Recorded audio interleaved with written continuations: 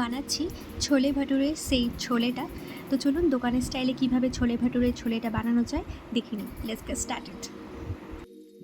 প্রথমে একটা সুতির কাপড় নিয়েছি সাদা রঙে, তার মধ্যে দিচ্ছি 2 চামচ ছোট চামচের চা পাতা। আপনার রেগুলার যে চা পাতা আছে সেই চা পাতা আপনারা ব্যবহার করতে পারেন।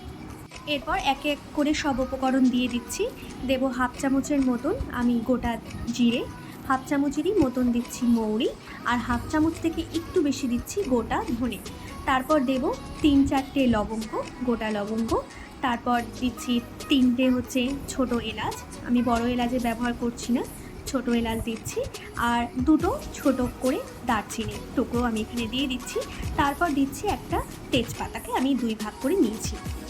এবার সবগুলোকে আমি একসাথে একটু টাইট করে বেঁধে নেব, যাতে একেবারে খুলে না যায়, কারণ এটা কিন্তু আমি প্রেশারে দেবো, তাই এটা যেন খুলে না যায়, তাই টাইট করে ভালো করে বেঁধে দেবেন। এবার আগের দিন রাতে ভেজানো 1 কাপের মতন কাবুলি ছোলা আমি এই প্রেশার কুকারে ট্রান্সফার করে দিচ্ছি। এরপর আমি পটলিটাকে বসিয়ে দিচ্ছি এক কিনারে। দিতে হবে 1 চামচের ভরে বেকিং পাউডার, আমি এখানে বেকিং পাউডার দিচ্ছি 1 চামচের মতন। আর বেকিং সোডা দিতে হবে একদম হাফ চামচের থেকে একটু কম। তারপর দিচ্ছি স্বাদ অনুসারে হাফ চামচের মতন লবণ।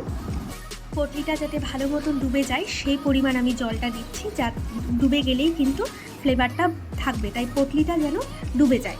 দেখুন পটলিটা পুরো ডুবে গেছে, এইভাবে ডুবিয়ে অবধি আপনারা জলটা দেবেন।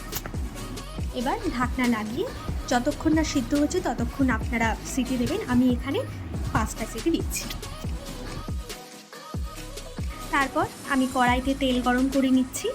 কড়াইতে এখানে আমি তেল দিচ্ছি 3 থেকে 4 টেবিল চামচের মতো। আপনারা এখানে রিফাইন্ড অয়েল বা সর্ষের তেলেও কিন্তু করতে পারেন, আমি এখানে রিফাইন্ড অয়েল ব্যবহার করছি। তেলটা গরম হয়ে গেলেই এখানে দেব আমি পেঁয়াজ আর লঙ্কা কুচানো। আমি এখানে পেঁয়াজ আর লঙ্কাটাকে কিন্তু একদম মিহি করে কুচিয়ে নিয়েছিলাম। 2টো মিডিয়াম সাইজের পেঁয়াজ আর হচ্ছে 4-5টা কাঁচা লঙ্কাকে একসাথে ভালো করে কুচিয়ে নিয়ে এবার আমি তেলে দিয়ে ভালো করে নাড়াচাড়া করব। এবার যতক্ষণ না পেঁয়াজগুলো ভালো করে বাদামি রং আসছে ততক্ষণ কিন্তু আমি এটাকে রান্না করব। পেঁয়াজটা অনেকটা বাদামি হয়ে গেছে, এবার দিচ্ছি এখানে আদা আর রসুনের পেস্ট। আমি এখানে 1 টেবিল চামচ করে আদা আর রসুনের পেস্ট দিয়েছি এবং তার সাথে কিছু মশলাও দিয়ে দিব। দিচ্ছি এখানে হলুদ গুঁড়ো হাফ চামচের মতন। তারপর দেব এখানে আমি লবণ স্বাদ অনুসারে। এবার ভালো করে হলুদ লবণের সাথে আমি মিশিয়ে নিয়ে কষিয়ে নেব।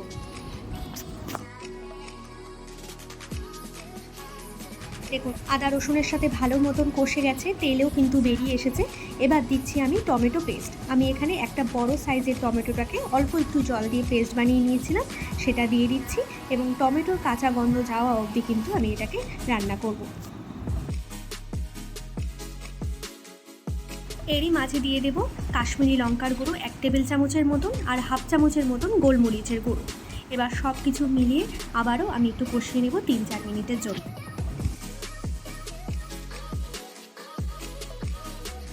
এবার দেব আমি সেই চানা মশলা। চানা মশলাটা কিন্তু একদম ঘরেই বানানো যায়, যা ধনে জিরে তারপর গোলমরিচ লবঙ্গ সব যে গোটা গরম মশলা আছে সব একসাথে, আর তার সাথে কসুরি মেথি, ব্যাস এক্সট্রা কিন্তু আর কিছুই পড়ে না। সব একসাথে শুকনো খোলায় ভেজে ওটাকে গুঁড়ো করলেই কিন্তু চানা মশলা হয়ে যায়। আর যদি চানা মশলা না থাকে তাহলে ওই যে গুঁড়ো মশলাগুলো আছে যেরকম ধনের গুঁড়ো জিরের গুঁড়ো গোলমরিচের গুঁড়ো একসাথে ওটা আপনারা ইউজ করতে পারেন। চলুন আমি এটা দিয়ে ভালো করে কষিয়ে নিই। এবার কষানো হয়ে গেছে, তেলও কিন্তু বেরিয়ে গেছে দেখতে পাচ্ছি। এবার আমি সেই সিদ্ধ করা যে কাবুলি ছোলাটা আছে সেখান থেকে অল্প একটু দিয়ে দিচ্ছি, দিয়ে এটাকে আমি একটু ম্যাশ করে দেবো। তাহলে গ্রেভিটা কিন্তু টেক্সচারটা খুব স্মুথ হয়, খুব ভালো হয়, একটু মানে হেভি হয়, নাহলে কিন্তু একদম জলজলা হয়ে যেতে পারে। তাই চেষ্টা করবেন এটা করার, কারণ এখানে তো আর আলু ইউজ হচ্ছে না যে আলুটাকে ম্যাশ করে দেওয়া হবে, তাই এটাকে একটু গ্রেভিটাকে ভালো বানানোর জন্য এটাকে আমি ম্যাশ করে দেবো। তো দেখুন আমি ভালো করে হাতা দিয়ে ম্যাশ করে নিচ্ছি। এরকম একটা হাতা যদি থাকে আপনাদের কাছে তো ভালো করে এটাকে আপনারা ম্যাশ করে দিয়ে তারপরে গ্রেভিটাকে বানাবেন।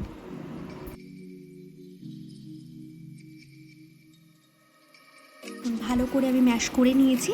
এবার আমি দিচ্ছি পুরো কাবুলি ছোলা, আর তার সাথে যে জলটা ছিল সেটাও কিন্তু পুরোটাই দিয়ে দিচ্ছি। তো ভালো করে দিয়ে আমি স্টিমটাকে এবার বাড়িয়ে দেব। স্টিমটাকে বাড়িয়ে দিয়ে আমি ভালো করে এটাকে কষবো, ভালো করে রান্না করব। যতক্ষণ না গ্রেভিটা অনেকটা শুকিয়ে যায় ততক্ষণ ধরে আমি কিন্তু এটাকে রান্না করব।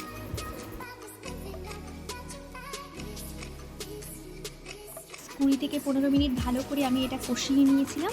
দেখুন জলটাও শুকিয়ে গেছে। এইভাবে করলে কিন্তু একদম দোকানের স্টাইলেই চানা মশলা আপনারা খেতে পারবেন, ছোলে ভাটুরেতে যেভাবে সার্ভ করে। তো এর ওপর আমি একটু পেঁয়াজ কুচি আর লঙ্কা কুচি দিয়েছিলাম, আপনারাও দেবেন, খুব ভালো লাগে। তো চলুন নেক্সট ভিডিওতে দেখা হচ্ছে। Till then by.